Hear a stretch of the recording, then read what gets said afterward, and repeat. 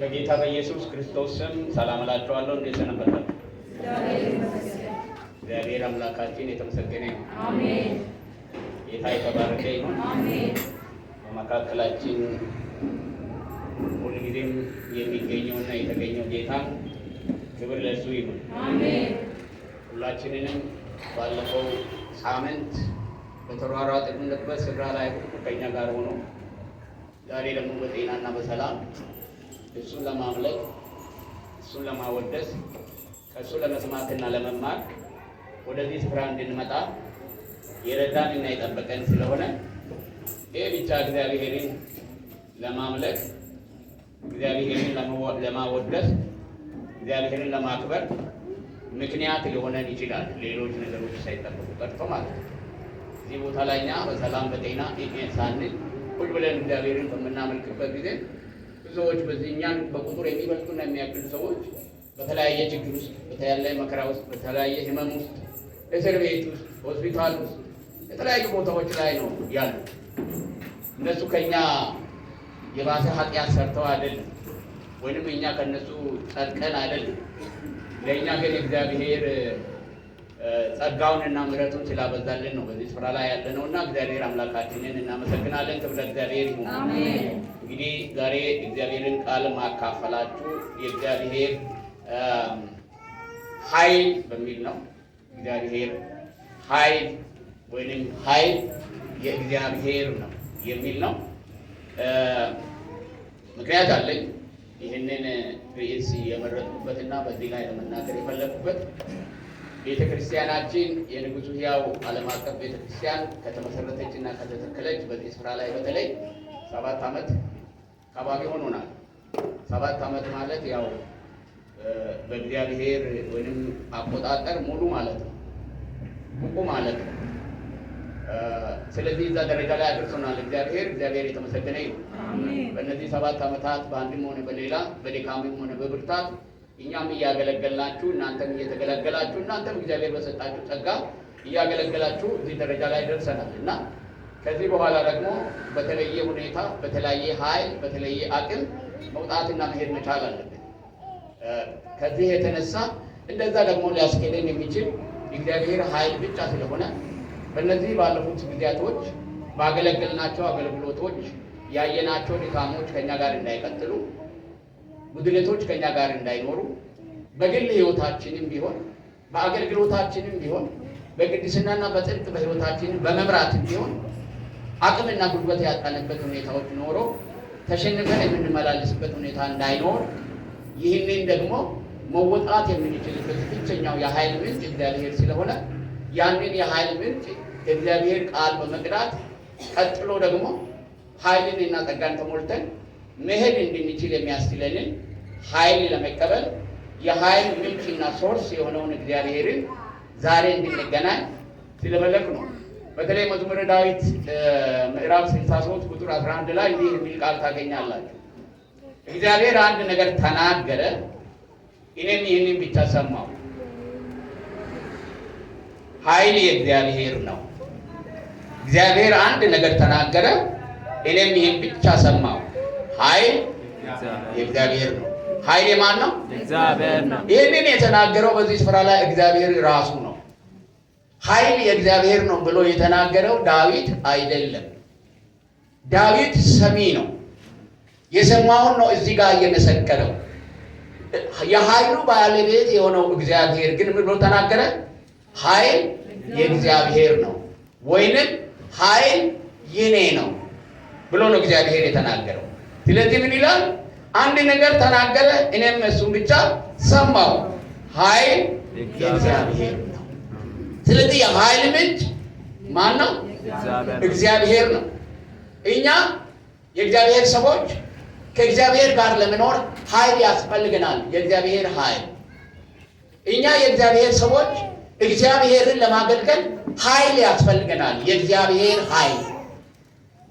እኛ ሰዎች የእግዚአብሔር ልጆች በጽድቅና በቅድስና በመኖር እግዚአብሔርን ከፍ ከፍ ለማድረግ ኃይል ያስፈልገናል። የእግዚአብሔር ኃይል። ያለ እግዚአብሔር ኃይል እግዚአብሔርን ለማምለክ መሞከር፣ ያለ እግዚአብሔር ኃይል በእግዚአብሔር ቤት ውስጥ ለመኖር መሞከር ከባድ ትልቅ ኩንታል ከአቅማችን በላይ የሆነው ኩንታል ተሸክመን ወይንም ለመሸከም እንደ መጣር ይቆጠራል። ስለዚህ በእግዚአብሔር ቤት ውስጥ የሚኖር ሰው በእግዚአብሔር ኃይል መኖር መቻል አለበት። በእግዚአብሔር ኃይል መመላለስ መቻል አለበት። በእግዚአብሔር ኃይል ማገልገል መቻል አለበት።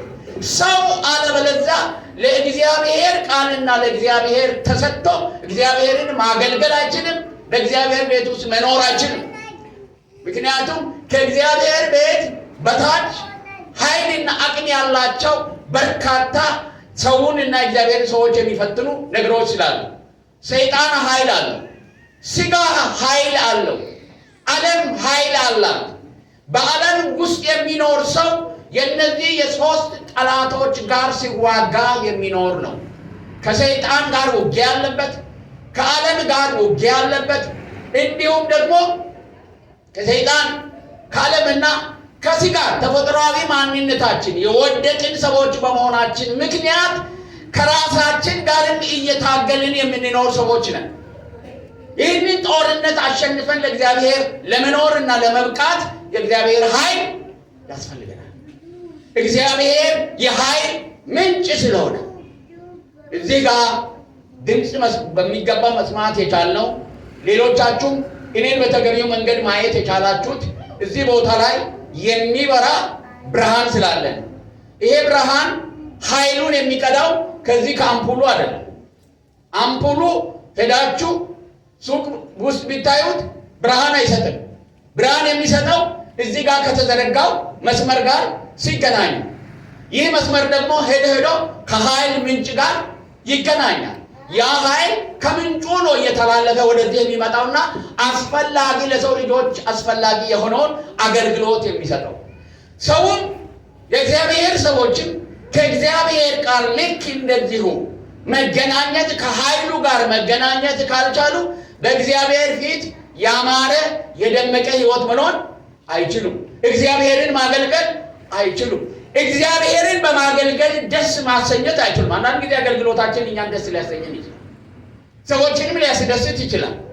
ግን አገልግሎትን የሚቀበለው እግዚአብሔር ደስ የሚሰኘው በእግዚአብሔር ኃይል የሆነ አገልግሎት ሲሆን፣ ሰው በራሱ ኃይል አለው፣ አቅም አለው፣ ጉልበት አለው፣ ገንዘብ አለው። እነዚህ ሁሉ ሊሰሩ የሚችሉበት የኃይል መጠንና ሊሚቴሽን አላቸው። ከሰው ኃይል ከተፈጥሯዊ ነገሮች ኃይል በላይ የሆነ መለኮታዊ ስራ ሊያሰራን መለኮታዊ ሕይወት የእግዚአብሔርን ሕይወት በምድር ላይ ለመኖር የሚያስችለን የእግዚአብሔር ኃይል ብቻ ነው።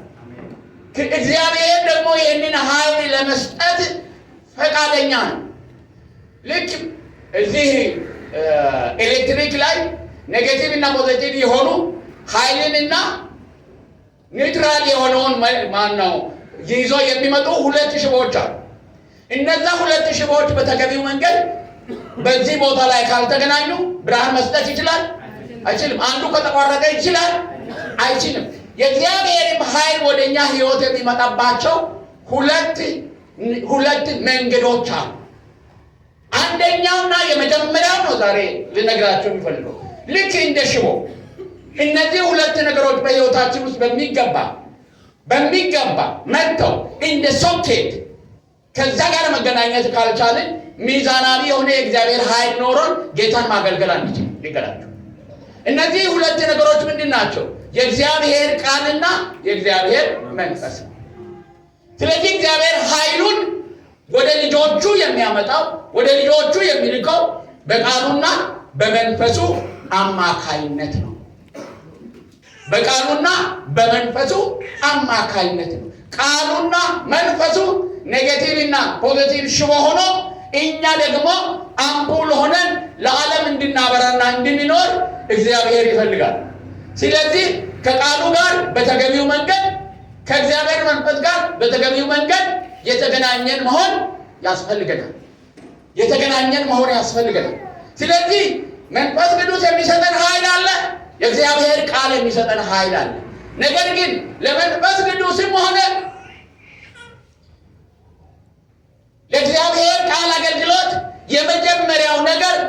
የእግዚአብሔር ቃል ነው። መንፈሱን የምናውቀው፣ ከመንፈሱ ጋር የምንነጋገረው፣ ከመንፈሱ ጋር የምንኖረው ሁሉ ጊዜ ከምን ጋር ነው? ከእግዚአብሔር ቃል አንጻር ነው። ስለዚህ የእግዚአብሔር ቃል በእኛ ሕይወት ውስጥ ምንድን ነው የሚሰራው? ኃይሉ በቃሉ ውስጥ ነው ያለው። ኃይሉ በመንፈሱ ውስጥ ነው ያለው። ቃሉና መንፈሱ በእኛ ሕይወት ውስጥ ሚዛናዊ በሆነ መንገድ መስራት መቻል አለበት። ይህ ሚዛን ከተዛባ አገልግሎታችን የተዛባ፣ ሕይወታችን የተዛባ ይሆናል። ምን ይሆናል? አገልግሎታችን የተዛባ፣ ሕይወታችን የተዛባ ይሆናል። ቃሉ ምን ያደርጋል? ይመዝነናል። ቃሉ ስታንዳርዳችን ነው። ቃሉ በመንፈሳዊ ሕይወት ሕገ መንግስታችን ነው። የበላይ ባለስልጣናችን ነው።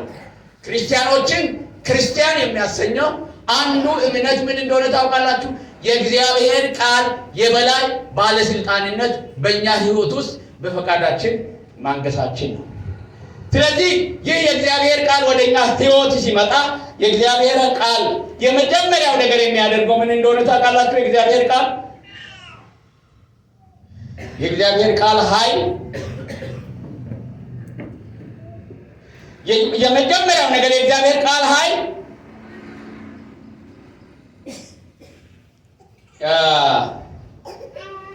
ብሉይ ኪዳን ላይ አንድ ጊዜ ምን ሆነ መሰላችሁ? ይህን ነገር ከመናገር በፊት ሁለት ቦታ ላይ አንድ አይነት ጥቅስ ተጠቅሶ ታገኛላችሁ። ብሉይ ኪዳን በተለይ ኢሳይያስ ምዕራፍ 37 ቁጥር 3 እና እንዲሁም ደግሞ ነገሥት አንደኛ ሁለተኛ ነገሥት 19:33 ላይ አንድ ቃል ታገኛላችሁ። እኔ ይገርመኛል ሁሉ ጊዜ ምን እንደሚል ታውቃላችሁ?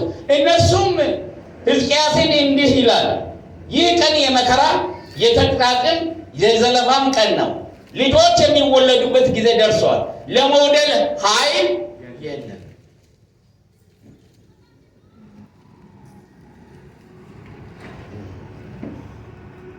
ምን ይላል? ይህ ቀን የመከራና የተግሣጽ የዘለፋም ቀን ነው። የምን ቀን ነው? የመከራ ቀን ነው። የዘለፋ ቀን ነው። የተግሣጽ ቀን ነው። ቀኑ አስቸጋሪና አስጨናቂ ቀን ነው። አስፈሪ ቀን ነው። በዚህ ቀን ደግሞ ምን ያስፈልጋል? ከዚህ የሚያወጣ ኃይል ያስፈልጋል። ሰው ያስፈልጋል። ይህንን የሚያሻግር ያስፈልጋል። ያንን ግን እስራኤልን ልትወልድ የምትችልበት ኃይል የለም። የምጥ የያዛት ሴት ብላ መውለድ የማትችልበት ኃይል ካጣች ምን ትሆናለች? ትሞታለች። እሷም ልጇም ይሞታል። ብላ ምን ማድረግ ካልቻለች? መውለድ ካልቻለች። እስራኤል ብላ መውለድ ያቃታት ቀን ነበረ። ኃይል ያጣችበት ቀን ነበረ። መከራ የከበባት ቀን ነበረ። ውድቀት የከበባት ቀን ነበር። ለመውጣት ትፈልጋለች፣ መውጣት አትችልም። ለመሮጥ ትፈልጋለች፣ መሮጥ አትችልም። ለምን? ለመሮጥ ምን ያስፈልጋል? ኃይል ያስፈልጋል። ለመውጣት ምን ያስፈልጋል? ኃይል ያስፈልጋል። ለመሄድ ምን ያስፈልጋል? ማምለጫ መንገድ ታውቃለች። ነገር ግን ለመውጣት ምን ኃይል ያስፈልጋል። ኃይል የለም አሉት መጥቶ ሕዝቅያስ። ለመውለድ ኃይል የለም፣ ለመውጣት ኃይል የለም፣ ለማገልገል ኃይል የለም። ኃይል የለም። እንፈልጋለን፣ ለመለወጥ እንፈልጋለን፣ ለመሄድ እንፈልጋለን፣ ለማገልገል እንፈልጋለን። ነገር ግን ኃይል የለም፣ ጉልበት የለም። ምኞት ብቻ፣ ውስጥ ምኞት ብቻ፣ ወደፊት መሄድ የለም። እኛ እኮ ያለንበት ሁኔታ ያንን ይመስላል። አገር ያለችበት ሁኔታ ያንን ይመስላል። ቤተ ክርስቲያናችን ያለችበት ሁኔታ ይህን ይመስላል። የለም እኮ እንፈልጋለን፣ ራዕይ አለን፣ ፕሮግራም አለን፣ እቅድ አለን፣ አጀንዳ አለን። ነገር ግን ማስፈጸም አንችልም። ቆመናል እዚህ ጋር። በሚቀጥለው ዓመት እግዚአብሔር ቢፈቅድና ብንኖር ይሄን እንሰራለን፣ እንዳደርጋለን ብለን ወስነናል። የሚታየን ጥሩ ነገሮች አሉ። ግን እዛ ጋር ለመድረስ ኃይል ምንድን ነው? ያለ ኃይል ሊሰራ የሚችል ማንም ዛሬ ወጣ ብትሉ እዚህ ከተማ ውስጥ መኪኖች በሙሉ በየ ማደያው ተደርድሮ ቆሟል። ግማሹ ተከፍቶ ነው የሄደው። ለምን? ነዳጅ ስለሌለ መንቀሳቀስ። መኪና ነዳጅ ከሌለ ቆርቆሮ ነው የሚሆነው። መኪናን መኪና አሰኝቶ የሚያስፈልገውን አገልግሎት መስጠት እንዲችል የሚያደርገው ምን እንደሆነ ታውቃላችሁ? ነዳጅ ለመኪና ምንድን ነው? ያ ኃይል ከሌለ ምን ይሆናል? ቆይ ዶጎተቱን ገና ምንም ቢላዋ ልትሰሩበት አትችሉም። ስንት ሚሊዮን ብር አውጥታ የገዛው መኪና ነዳጅ ከሌለ ዋጋ የለው፣ ዋጋ የለው። ያ መኪና የሚፈለግ የሚነገድበት ከሆነ እንዲነገድበት፣ የሚዘነጥበት ከሆነ እንዲዘነጥበት ሊያደርገው የሚችለው በውስጡ የሚገባው ነዳጅ። ያ ነዳጅ ከሌለ መኪና የለው። ልክ እንደዚሁ በእግዚአብሔር ቤት ውስጥ የእግዚአብሔር መንፈስና የእግዚአብሔር ቃል ካልሰራ ይሄ ጉባኤ የትኛውም ቦታ ላይ ከሚደረግ ጉባኤ የተለየ ሊሆን አይችልም። ኃይል የሌለባቸው፣ የእግዚአብሔር መንፈስ የሌለባቸው፣ የእግዚአብሔር ቃል የበላይነት የሌለባቸው በጣም በርካታ ጉባኤዎች አሉ። በቁጥር ከዚህ የሚበልጡ ሰዎች የሚሰበሰቡበት በጣም በርካታ ጉባኤዎች አሉ። ዛሬ ማለዳ ላይ ወጥታችሁ ወደ ግራ ወደ ቀኝ ወደዛ ብትሄዱ ከ11 ሰዓት ጀምሮ የሚሰበሰብ እጅግ በጣም በርካታ ባለ ሀብት፣ ባለ ጠጋ፣ ገንዘብ ያለው፣ ብር ያለው፣ እድሜ የጠገበ ወጣት አንድ ላይ በመቶ ሺዎች የሚሰበሰቡበት ቦታ አለ። ነገር ግን በዛ ቦታ ላይ ኃይል ለምን? የእግዚአብሔር ቃል የለም፣ የእግዚአብሔር መንፈስ የለም። ከዚህ የተነሳ የእግዚአብሔርን ደስ ሊያሰኝ የሚችል ስራ ሊሰራ ፈጽሞ ወገኖች፣ ብዙ ወርና ቦርድ ከኪሳችን ውስጥ ይዘን የእግዚአብሔር ኃይል በእኛ ህይወት ውስጥ ካልሰራ አውጥተን መስጠት አንችልም። ይህንን የሚያክል ቁጥር እዚህ ቦታ ላይ ተሰብስበን ቅንጣት ታክል የእግዚአብሔር ስራ ልንሰራ አንችልም። ለምን? የእግዚአብሔር ኃይል ስለሚያስፈልግ። ጌታ ኢየሱስ ክርስቶስ ለደቀ መዛሙርቶቹ አስተምሮ 3 ዓመት በሙሉ ካገለገለ በኋላ መጨረሻ ላይ ምንድን ነው ያላቸው? ኃይልን እስከምትቀበሉ ከኢየሩሳሌም አትወጡ። የእግዚአብሔርን ቃል ኃይል ተቀብለዋል። ነገር ግን የሚቀራቸው ኃይል ነበር። እሱ ምንድን ነው? የእግዚአብሔር መንፈስ የሚያስኬድ ኃይል ያስፈልጋቸው ስለነበረ ጠብቁ ነው ያላቸው። ስለዚህ እነዚህ ሁለቱ ነገሮች የእግዚአብሔር መንፈስና የእግዚአብሔር ቃል መሳ ለመሳ በህይወታችን እና በቤተ ክርስቲያናችን የማይነግስ ከሆነ የሰው ስራ ነው የምንሰራው። እንደ የአቅማችን ነው የምንሰራው። የእግዚአብሔር አቅም በህይወታችን እና በቤተ ክርስቲያን ሊገለጽ ፈጽሞ አይችልም። አንዳንድ ስራዎች እስከ ዛሬ ድረስም እየሰራን ያለ ነው እንደ አቅማችን ነው። እንደ ብራችን መጠን፣ እንደ ትምህርታችን መጠን፣ እንደ እውቀታችን መጠን ከዛ ማለት አንችልም። አንድ ቀን ምን እንሆናለን? እንቆማለን። አቅማችን ውስን። ነገር ግን ውስንነት የሌለው የእግዚአብሔር ኃይል በህይወታችን እንዲሰራ የእግዚአብሔርን ኃይል ማወቅ አለብን፣ መቀበል አለብን፣ በቃሉ መመራት መቻል አለብን። አለበለዚያ ችግሮቻችን ሁሉ ሊፈቱ ፈጽሞ አይችሉም። ስለዚህ የእግዚአብሔር ቃል አንዱ የእግዚአብሔር ኃይል መቅጃ ቦታ ነው ማለት። እግዚአብሔር ኃይል መቅጃ ቦታ ወይ ከተማ ውስጥ ነዳጅ የሚቀዳበት ምንድን ነው? ማደያ አይደል? የእግዚአብሔር ኃይል ማደያው አንዱ ምንድን ነው? የእግዚአብሔር ቃል ነው። ሁለተኛው ምንድን ነው? የእግዚአብሔር መንፈስ ነው። ዛሬ አንዱን ማደያ ነው የምንመለከተው። አሜን። ያ ማደያ ምንድን ነው? የእግዚአብሔር ቃል ነው። ይሄ የእግዚአብሔር ቃል የሚሰጠን ኃይል በህይወታችን ምንድን ነው የሚሰራው? የሚሰራቸው በርካታ ነገሮች አሉ። ጥቂቶቹ ነገሮች ነው የምነግራቸው። አንደኛውና የመጀመሪያው የእግዚአብሔር ኃይል የሚገኘው በቃሉ ውስጥ ስለሆነ ምንድን ነው የሚያደርገው? የእግዚአብሔር ቃል ኃይል ኃጢአተኝነትን ይወቅሳል በሰው ህይወት ውስጥ። ይህ የመጀመሪያው ስራው። ኃጢአትና ሰው ካልተለያየ እግዚአብሔርና ሰው መገናኘት አይችልም። ይህኔ በደንብ ኃጢአትና ሰው ካልተለየ ሰውና እግዚአብሔር መገናኘት አይችልም። ምክንያቱም እግዚአብሔር ከኃጢአት ጋር ምንም ህብረት እግዚአብሔር ከኃጢአት ጋር ምንም ግንኙነት የለም። እግዚአብሔር ሊያደርግ የማይችለው ብቸኛ ነገር ቢኖር በሰማይና በምድር ምንድን? ኃጢአት። እግዚአብሔር ኃጢአትን ማድረግ አይችልም። ከኃጢአት ጋር ህብረት የለው። የእግዚአብሔር ቃል ግን ከእግዚአብሔር ስለሚመጣ ኃጢአተኛ ሰው የእግዚአብሔርን ቃል በሚሰማበት ጊዜ የኃጢአተኝነት ወቀሳን ወደ ህይወቱ ያመጣል። አሜን። ይወቅሳል። የማይወቀስ በእግዚአብሔር ቃል የማይወቀስ ሰው የተጣለ ሰው ነው። ሰምታችሁኛል? እግዚአብሔር ተናግሮ በእግዚአብሔር ቃል የማይወቀስ ልብ ያለው ሰው የተጣለ ሰው ነው። ቃሉ በእውነት ሲመጣ ኃጢአተኞችን ምን ያደርጋል? ይወቅሳል።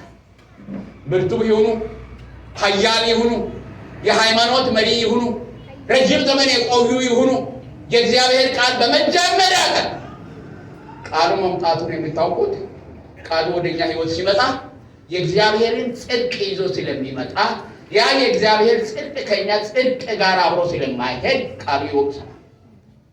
አንድ ጊዜ ደቀ መዛሙርቶች በመንፈስ ቅዱስ ተሞልተው ኢየሩሳሌም ላይ በልሳን ሲናገሩ በከተማ ውስጥ በዓለም የታወቁ ከ127 አገሮች እግዚአብሔርን ለማምለክ የመጡ የአይሁድ ሃይማኖት መሪዎች ተሰብስበው ነበር።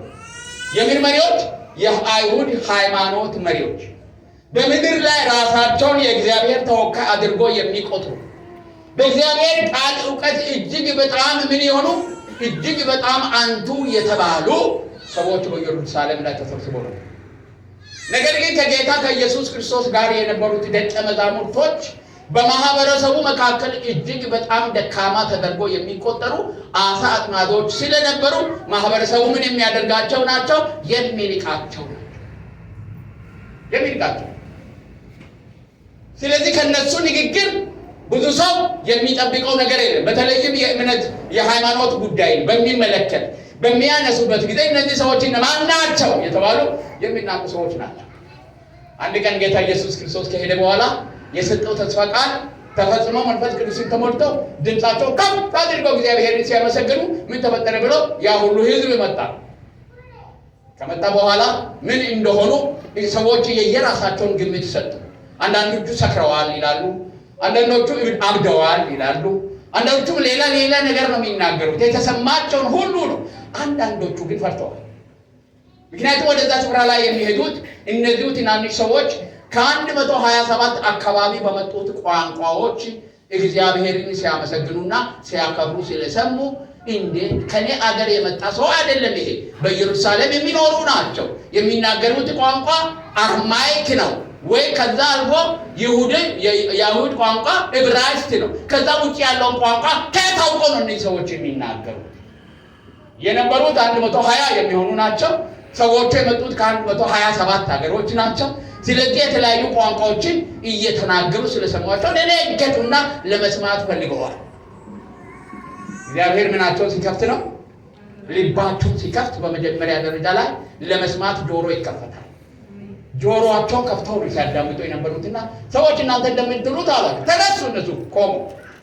12ቱ ደቀ መዛሙርቶች ከጴጥሮስ ጋር ተነሱና እናንተ እንደምትሉት አይደለም፣ እግዚአብሔር በኢየሱስ ክርስቶስ እናንተ የሰቀላችሁት የገደላችሁት ጌታ ኢየሱስ ክርስቶስ እንደገባው ተስፋ ቃል ወደ አብ አባቱ ሄደው የሰጠን ተስፋ ቃል መንፈስ ቅዱስን በእኛ ላይ ስላወረደ እንጂ እዚህ ቦታ ላይ እንደምታስቡት በዚህ ጠዋት ሰክረን አይደለም ብሎ ሲነገራቸው፣ ከዛም በኋላ ስለ ኢየሱስ ክርስቶስ መሰከሩላቸው። ለእነማን ነው የሚመሰክሩት?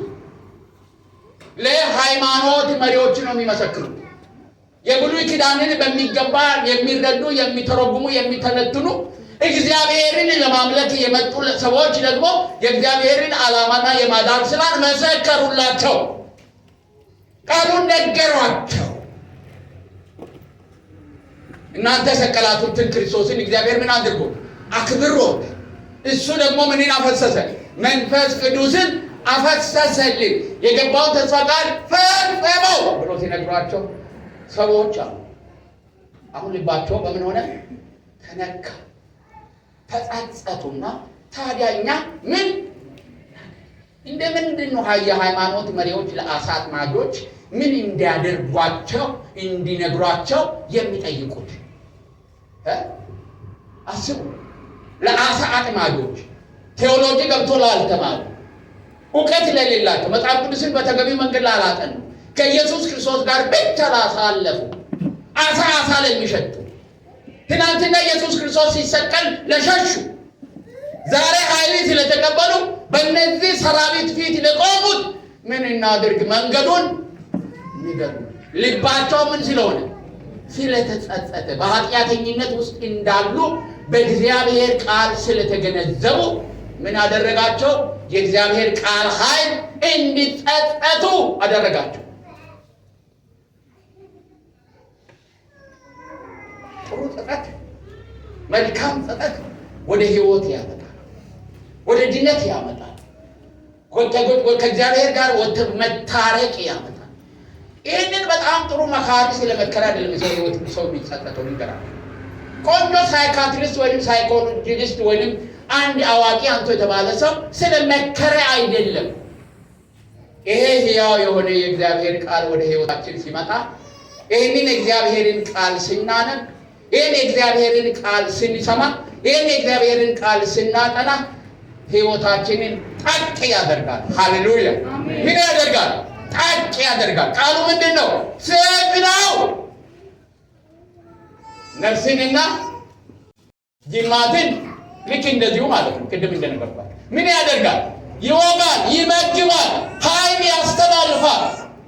ከዛ የተነሳ ሰዎች ምን ይሆናሉ? ይጸጸታል። ጸጸት ደግሞ ወዴት ያመጣል? ወደ ንስሐ ያመጣል። ስለዚህ ከዛ ከ120 አካባቢ የመጡ በርካታ ሰዎች ለመጀመሪያ ጊዜ ኢየሱስ ክርስቶስን ተቀበሉ። ከምን የተነሳ? ከቃሉ ኃይል የተነሳ ወደ ጸጸት ስላመጣል። የእግዚአብሔርን ቃል ስናገለግል በእርግጥ በግልጽ የእግዚአብሔርን ቃል ማገልገላችንን የምናውቀው ሰዎች ለቃሉ ሲያጨበጭቡ አይደለም።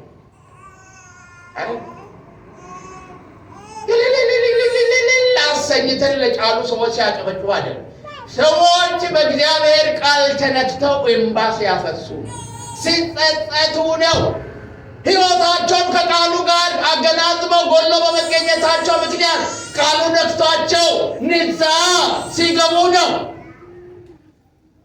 ያን እውነተኛ አገልግሎት እባክህ ለማስደሰት ስንት አራዳ ከፍ ዝቅ የሚያደርጋል። ጣሪያ ነክታችሁ እስከምትመለሱ የሚያደርሷችሁ በጣም በርካታ ሰዎች ልታገኙ ትችላላችሁ። ተጸጽታችሁ ግን ወደ ሕይወት እንድትመለሱ ሊያደርግ የሚችለው የእግዚአብሔር ቃል ብቻ ነው። ያንን የእግዚአብሔር ቃል ገልጠን ለሰዎች ስንናገር ቃሉ እዚህ ጋር እኔ ጎድያለሁ፣ ጌታ ሆይ ይቅር በለኝ ያሰኛል። ክብር ለእግዚአብሔር። ያንን የሚያሰኘው ደግሞ የእግዚአብሔር ቃል ኃይል እንጂ የሰዎች ንግግር ወይንም ብልጠት ወይንም ችሎታ አይደለም። ምኑ ነው? ቃሉ ነው። የቃሉ ኃይል፣ የእግዚአብሔር ቃል ኃይል። ይህ ቃል እንዴት ማግኘት እንችላለን? በየቤታችን የእግዚአብሔርን ቃል በማንበብ እንጸጸታለን። ወገኖቼ እነማን ናቸው የእግዚአብሔርን ቃል የምታነቡ በቤታችሁ? ንገሩኝ። አዘውትራችሁ ቢደክማችሁ እንኳን በቤታችሁ ስትገቡ በራሳችሁ ጸልያችሁ ለእግዚአብሔርን ቃል የምታነቡ ሰዎች አላችሁ ወይስ ሰንበት እንደ ድግስ አቀለጠ ሰርግ ቤት በተበላ ገንዘብ ምግብ ይኖራል ሰው?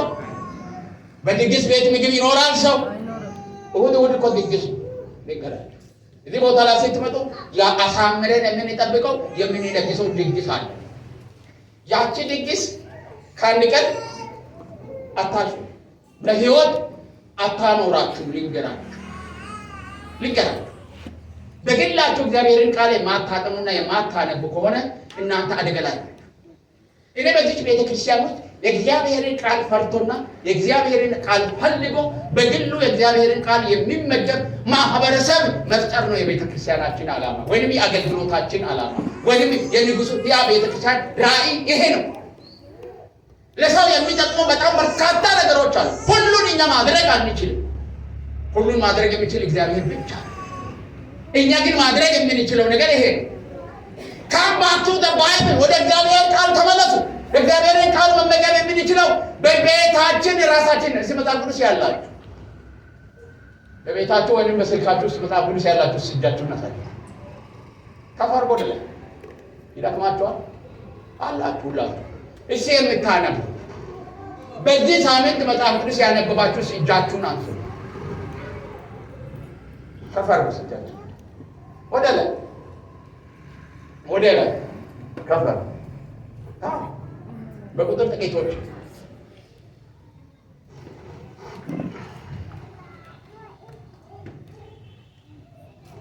እግዚአብሔር ቃል እንድንመገብ እግዚአብሔር ይፈቅዳል።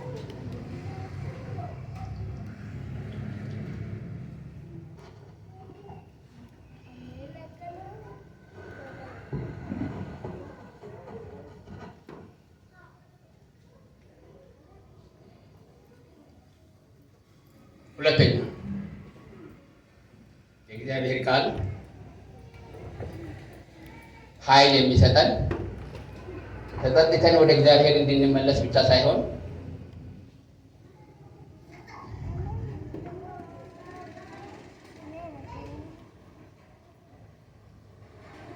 የእግዚአብሔር ቃል ኃይል ሕይወትን ይሰጣል። እግዚአብሔር ቃል ምን ይሰጣል?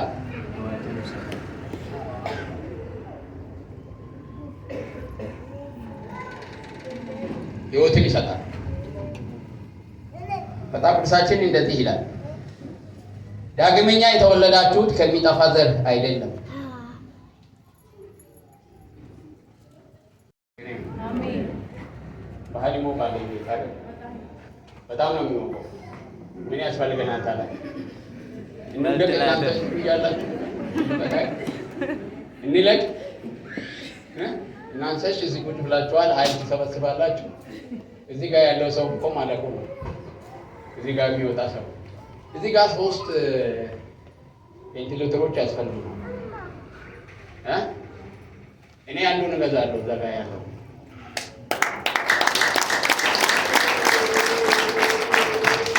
እስከሚወድቅ ድረስ አልጠብቅም።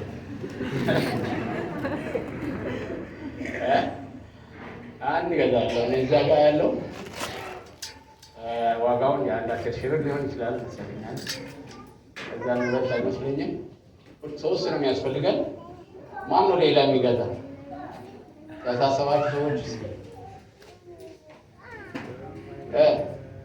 የመብላችሁ ነው የምታውቁ አላችሁ? እዚህ አምጡ እንግዛ። ከዛ በቃ አለበለዚያ መንቀሳቀስ አልቻልኩም። ኖ አሁን እንደዚህ ጋር ተነስ። የጎደለው ላይ እሞላለሁ። ሁሉ ጊዜ በረከት እኔ እየወሰድኩ እናንተ እዚህ ቁጭ አላችሁ። ቤት ሲሰራ በረከት፣ ያኛው ሲሰራ በረከት፣ መድረክ ሲሰራ በረከት። ሌላ ቤት አለ። ከማን አንዱ እግዚአብሔርን ቃል በልባችሁ እኔ ለመስጠት አልመጣሁም። እግዚአብሔር ነው በልቤ ውስጥ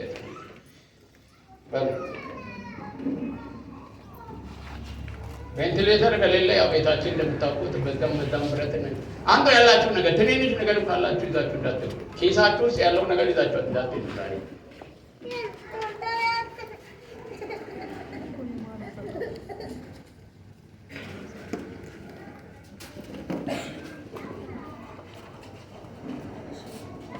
ለትራንስፖርት ያሰባችሁ ሁሉ አይገኝ በኃይል ትሄዳላችሁ። ከማን አምጡ ምን ያው እግዚአብሔር ሲሰራ እኮ እንደዚህ ነው።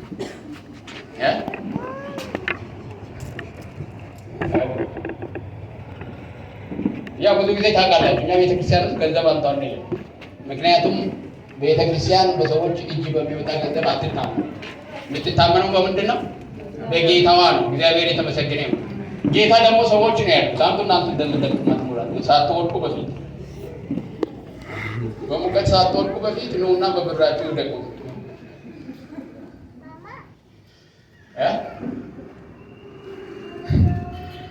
ክብር ለእግዚአብሔር ይሁን። እስኪ እልልታና ጭብጨባ ለጌታ።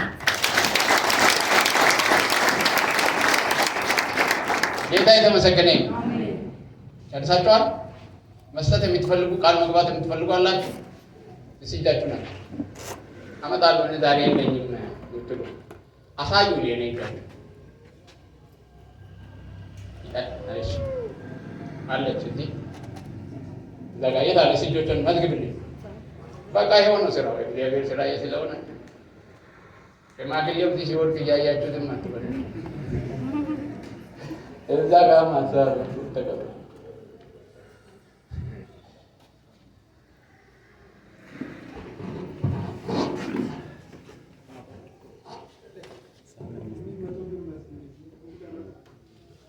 ክብር ለእግዚአብሔር ይሁን።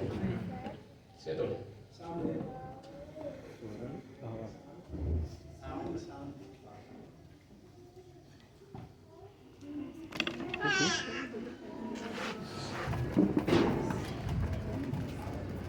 ጌታ የተባረከ ይሁን።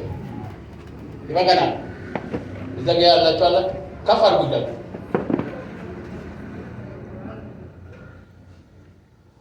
ሀብታሙ ይታል ና ብሩ ናት ሀብታሙ ገዛው ናት። አንድ ሳይገዛ አይቀርም፣ ትንሽ ነው የሚቀረው።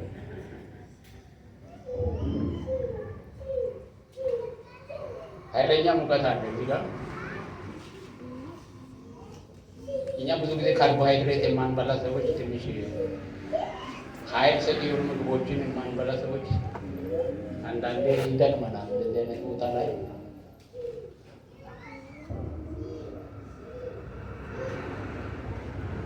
አንድ ጊዜ አንድ ሰው የሚታወቅ ሰው ነበር፣ የሙሉ ወንጌል ቤተክርስቲያን ውስጥ የሙሉ ወንጌል ቤተክርስቲያን ፕሬዚዳንት ናቸው። ታስታውሳለህ? ቀጠና 2 ሙሉ ወንጌል ልክ እንደኔ እያገለገሉ እያሉ ወደ ጌታ ይሄዱ። ሂሳብ ካርዱ እዛ ቦታ ላይ ከዛ በቃ ወደ ጌታ ይሄዱ። ዛሬ እኔም እየሄድኩ ነው እንደብዬ ደስ ብሎኝ ነበር። ከእሳቸው ጋር ገናኛለሁ። ያው እቺን መጨረስ እንዳለብኝ ጌታ ተስማምቷል ማለት ነው። ክብር ለእግዚአብሔር ነው። አሜን። ሲጌታ ነው። ስለዚህ እግዚአብሔርን ቃል ስናስብ አንዱ እግዚአብሔር ሕይወትን ይሰጣል። ዳግመኛ የተወለዳችሁ ከሚጠፋ ዘር አይደለም፣ በሕያውና ለዘላለም ከሚኖር በእግዚአብሔር ቃል ከማይጠፋው ዘር ነው። ምን ይላል? በሕያውና ለዘላለም ከሚኖር ከእግዚአብሔር ቃል ከማይጠፋው ዘር ነው የተወለደ። ሕይወት ያገኘነው በምንድን ነው? በቃሉ ነው። የምንኖረው መንፈሳዊ ሕይወት ያገኘነው ከቃሉ ኃይል የተነሳ ነው። ክብር ለእግዚአብሔር። አሜን። እኛ ከማይጠፋ ከአንድ ዘር ያው ከእግዚአብሔር ቃል የተወለድን ሰዎች ነን። ክብር ለእግዚአብሔር። አሜን። ያ ነው የእግዚአብሔር ልጆች ያደረገን። ምኑ? ቃሉ። የተወለድንበት ቃሉ የእግዚአብሔር ልጆች አድርጎናል። ስለዚህ ቃሉ ሕይወትን ይሰጣል። ክብር ለእግዚአብሔር። ስለዚህ ነው የእግዚአብሔርን ቃል የምንፈልገው። ሕይወት ከሌለ መንፈስ ቅዱስ ልትሞላ አትችልም። ጌታ ኢየሱስ ክርስቶስ መንፈስ ቅዱስን የሰጠው እኮ ለደቀ መዛሙርቶቹ ለዳኑት ነው። የመንፈስ ቅዱስ ሙላት እኛ እንደምናምነው ሁለተኛ በረከት ነው። ከድነት በኋላ የምንድነው በቃሉ ነው። ቃሉ ያዳነንን ሰዎች ክርስቶስን እንድናገለግል መንፈስ ቅዱስ ይሰጠናል። ያልተወለደ ሰው በብዙ ዓለም ያልተገለጠ ሰው ስም ሊሰጠው ፈጽሞ አይችልም። ስለዚህ የምንወለደው ከምንድን ነው?